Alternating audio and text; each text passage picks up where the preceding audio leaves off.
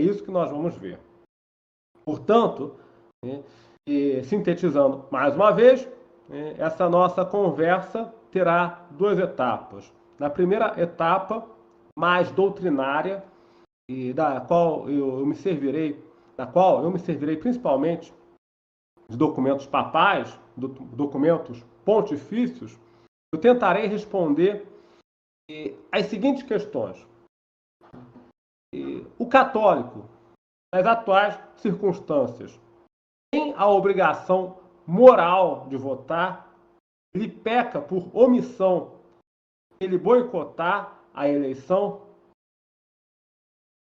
Essa é a primeira questão.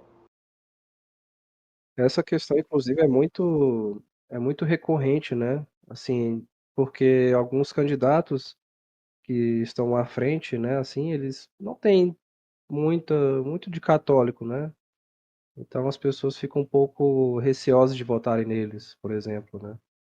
Sim, a rigor, a rigor, e nenhum candidatos que estão no páreo preenche requisitos mínimos para merecer o nosso voto. É isso que eu procurarei demonstrar ao longo da apresentação. Porque nós temos várias questões. A primeira questão, como eu já falei, é se o católico tem a obrigação moral de votar. E supondo que tenha a obrigação moral de votar nas eleições, quais são os critérios que devem orientar o seu voto? Ou o critério que deve orientar seu voto? Porque dependendo do critério, eu vou mostrar aqui, talvez não seja lícito ou necessário votar em nenhum. Ou seja, talvez seja lícito anular o voto, se nós levarmos em conta o que disse Pio XII em uma das suas alocuções, que eu vou mencionar aqui. Agora, supondo que haja algum candidato dentre esses que corresponda aos requisitos mínimos, que possa ser considerado um mal menor, não estou falando nem em bom candidato, porque um bom candidato seria um candidato católico com o seu programa assentado na doutrina social da igreja. Isso seria um bom candidato. E é isso que nós não temos. Inclusive, já adianto, inclusive em se tratando do tal do Eimael. Já adianto. Eu li o programa e parece o programa de um partido laico qualquer. Nós vamos ver. Então, supondo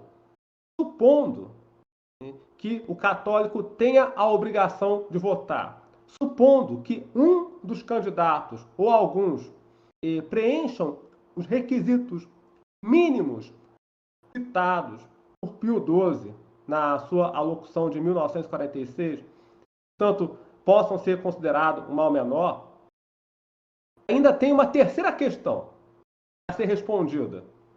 E é aí que você pega os liberais enrustidos de surpresa. Supondo que algum candidato possa ser considerado um mal menor, é lícito fazer campanha para ele? Porque note bem, Pedro, em época de eleição, o truque sempre se repete, a chantagem vigarista sempre se repete. Quem não votar no mal menor estará colaborando para o avanço do mal maior. E aí alguns internautas ditos católicos interpretam isso como uma permissão, uma licença moral para defender o mal menor.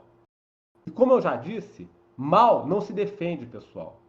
Mal você tolera no máximo. Então, mesmo que seja lícito votar num mal menor, você não está autorizado a fazer campanha para ele. Você tem que ficar calado durante toda a campanha eleitoral, votar nele de cara feia e voltar para casa. Então, o fato de determinado candidato ter supostamente um mal menor não te autoriza fazer campanha para ele na rede social, na rua, em lugar nenhum. Mal. Continua sendo mal.